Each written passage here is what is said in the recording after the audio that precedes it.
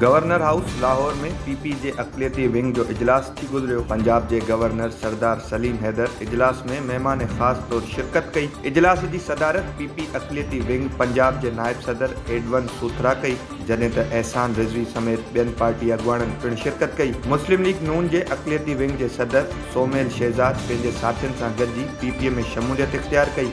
Governor Punjab सरदार Salim Haidar peoples party में शामिल थींदड़ अॻुवाणनि के मुबारकबाद पेश कई। सिंध के सीनियर सूबाई वज़ीर शर्जील इनाम मेमण चयो आहे त सिंध जॉब पोर्टल तहत 3,26,000 खां वधीक उम्मीदवार अहल करार ॾिनो वियो आहे। उम्मीदवार मुख़्तलिफ़ सरकारी ऐं ख़ानगी इदारनि में मेरिट की बुनियाद ते भर्तियुनि लाइ रजिस्ट्रेशन करे रहिया आहिनि। सिंध जॉब पोर्टल एक बेहतरीन ऐं जदीद निज़ाम आहे जंहिंमें दरख़्वास्त ॾींदड़नि जी मुकमल डिजिटल स्क्रीनिंग, उन्हनि जी क़ाबिलियत, तालीम ऐं तजुर्बे की बुनियाद ते खेनि नौकरी ॾिनी वेंदी। जॉब पोर्टल में ग्रेड 5 खां 15 ताईं ख़ाली जायूं ऐं ख़ानगी शोबनि जूं नौकरियूं शामिल आहिनि।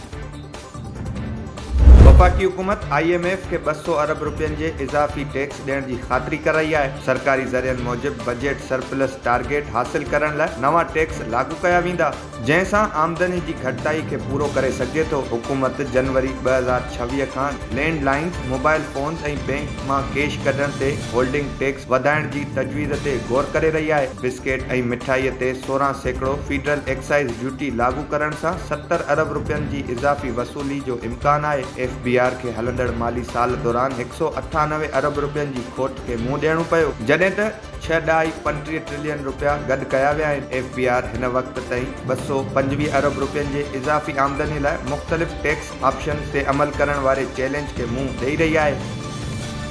कोयटा में मकानी खाते की चूंड साल 2017 की पुरानी तकबंदिन तहत कयूं वेंदियूं।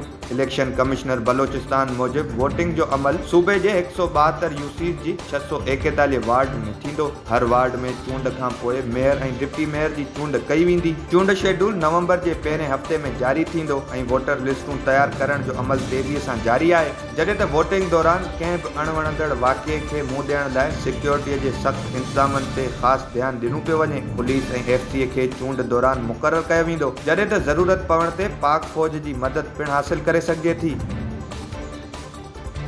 पंजाब हुकूमत अडियाला जेल समेत पंजाब सूबे के समूरन जेलुनि में कैदियुनि सां मुलाक़ात लाइ मोबाइल एप्लीकेशन मुतारिफ़ कराई आहे। मीटिंग ऐप ज़रिए कैदियुनि सां मुलाक़ात लाइ एडवांस बुकिंग कराए सघिजे थी। पंजाब सूबे के सभिनी जेल सुपरीडेंट्स के ख़त जारी कयो वियो आहे त हर जेल के इंचार्ज PMIS के ऐप इस्तेमाल करण लाइ ख़ासि तरबियत ॾिनी वई आहे। वधीक तरबियत लाइ जेल अमले के ऑपरेशनल वीडियोस पिणु फराहम कयूं वेंदियूं। ऑनलाइन बुकिंग के आसान बनाइण लाइ जेल के वेटिंग शेड में अमले के वीडियो कॉल फराहम कई वेंदी। ऑनलाइन बुकिंग कराइण खां पोइ कैदियुनि जे वारसनि लाइ हिकु सहूलत काउंटर क़ाइमु करण जी पिणु हिदायत कई वई आहे।